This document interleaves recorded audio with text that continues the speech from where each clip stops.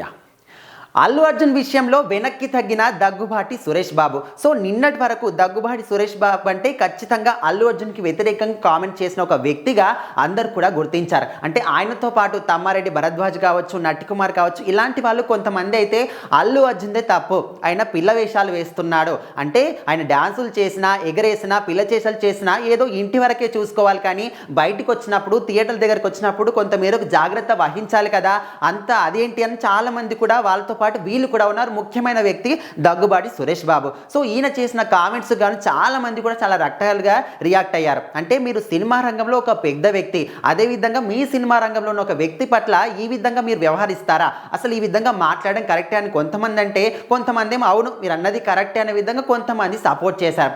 అయితే ముఖ్యంగా ఆయన సురేష్ బాబు అంటే అందరూ కూడా తెలిసి ఒక గొప్ప వ్యక్తి. అంటే అలాంటి ఒక పెద్ద మనిషి కూడా సినిమా రంగంలోని ఒక ప్రముఖమైన హీరో గురించి ఈ విధంగా కామెంట్ చేయడం ఏంటని చాలామంది కూడా దాన్ని విమర్శించారు, కొంతమంది ఆ మాటలను సపోర్ట్ కూడా చేశారు. సో ఇప్పుడు చూసుకుంటే తాజాగా ఆయన మాత్రం నా మాటల్ని వెనక్కి తీసుకుంటున్నాననే విధంగా కొన్ని వ్యాఖ్యలు అయితే మళ్ళీ వచ్చాయి. సో అందరూ కూడా ఏమనుకుంటున్నారు, అల్లు అర్జున్ విషయంలో పుష్పరాజ్ విషయంలో మాత్రం వెనక్కి తగ్గిన దగ్గుబాటి సురేష్ బాబు అనే విధంగా కొంతమంది అయితే న్యూస్లో స్ప్రెడ్ చేస్తున్నారు. ఏ విధంగా అంటే తన కొడుకు రానా దగ్గుబాటి అల్లు అర్జున్ చాలా మంచి స్నేహితులు, చిన్నప్పటి నుంచి కూడా వాళ్ళిద్దరిని నేను చూస్తూ ఉన్నారు. అలాంటిది నేను అల్లు అర్జున్ గురించి ఈ విధంగా ఎందుకు మాట్లాడతాను, నా కొడుకు ఎంతనో తను కూడా అంతే కదా, ఇద్దరు కూడా సినిమా రంగంలో ఉన్నారు, సినిమా రంగం ఏ విధంగా ఉంటుందో నాకు కూడా తెలుసు. సో అలాంటిది నేను సినిమా రంగంలో ఒక ప్రముఖమైన హీరో గురించి ఎందుకు ఈ విధంగా వ్యాఖ్యలు చేస్తాననే విధంగా కొన్ని కామెంట్స్ అయితే ఆయన మళ్ళీ మీడియా ముందుకు వచ్చి చెప్పడం జరిగింది. సో మొత్తానికైతే నిన్నటి వరకు ఒక మాట, ఇప్పుడు ఒక మాట, ఎందుకు ఈ విధంగా రెండు రకాలుగా మాట్లాడడం అంటే